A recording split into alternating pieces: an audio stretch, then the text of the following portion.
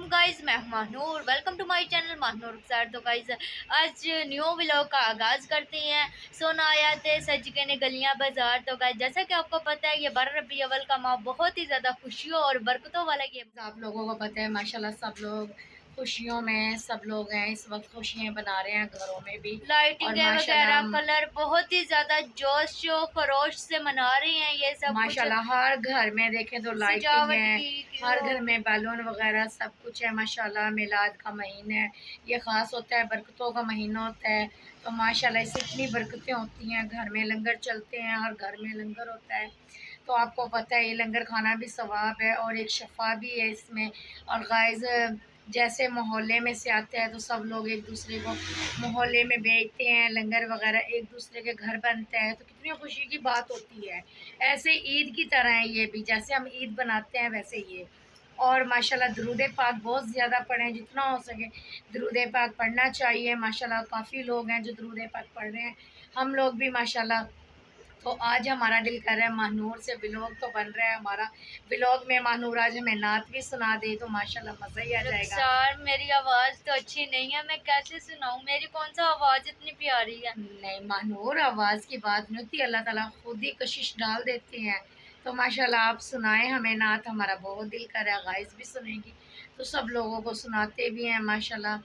तो आप सुनाएं तो हम लोग भी सुनेंगे, सब लोगों को सुना। सल्लल्लाहु अलैहि या रसूल अल्लाह वसल्लम अलैका या नबी अल्लाह। मिलाद मनाया कर, मिलाद मनाया कर, तेनू रंग लग जावनगे। मिलाद मनाया कर, तेनू रंग लग जावनगे।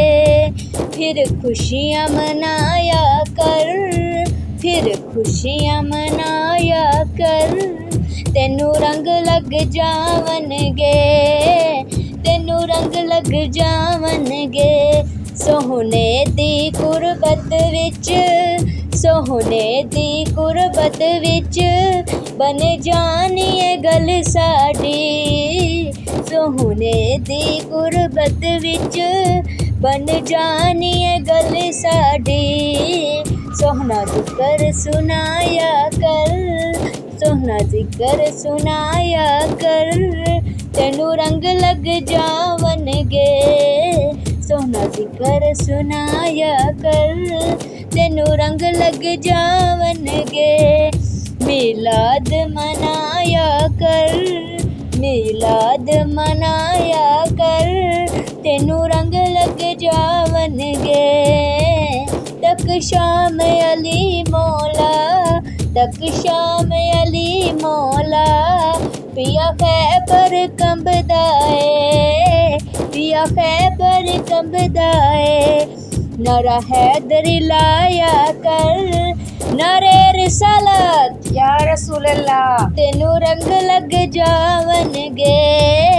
नारा हैदर लाया कर, तेनू रंग लग जावनगे। सरकार दे लंगर विच, सरकार दे लंगर विच रब रखियां शिफावां ने। सरकार दे लंगर विच रब रखियां शिफावां ने। रज रज के तू खाया कर, रज रज के तू खाया कर, तेनू रंग लग जावनगे। रज रज के तू खाया कर, तेनू रंग लग जावनगे। मिलाद मनाया कर, तेनू रंग लग जावनगे। पंज तन दी निस्बत विच, पंज तन दी निस्बत विच कई राज पुशीदा ने। पंज तन दी निस्बत विच कई राज न पुशीदा ने। नारा हैदर लाया कर, नारा हैदर लाया कर, तेनू रंग लग जावनगे। माशाल्लाह माशाल्लाह मनूर, आप बोलते थे हमें नात, इतनी माशाल्लाह प्यारी नात पड़ी है। जज़ाकल्लाह माशाल्लाह, सुनकर आज मज़ा आ गया है। तो बहुत ही प्यारी आवाज़ है। अल्लाह पाक इसको ज़िंदगी सेहत दे, तो इसका नसीब अच्छा बनाए अल्लाह ताला। तो देखें बच्चियों के माशाल्लाह आवाज़ में कितनी ज़्यादा जादू है, बहुत प्यार से पढ़ रही है। तो आप लोग भी कमेंट्स में बताना आज की महानूर की नात आप लोगों को कैसी लगी है। तो हमारे चैनल को सब्सक्राइब, लाइक, शेयर ज़रूर करना। तो अच्छे अच्छे कमेंट्स किया करो और हमें ज़रूर बताया करो हमारी व्लॉग आपको कैसे लगते हैं, हमारी वीडियोस कैसी लगती है आप लोगों को। तो लेते हैं इजाज़त, मिलते हैं नेक्स्ट वीडियो में, तब तक के लिए अल्लाह हाफिज़।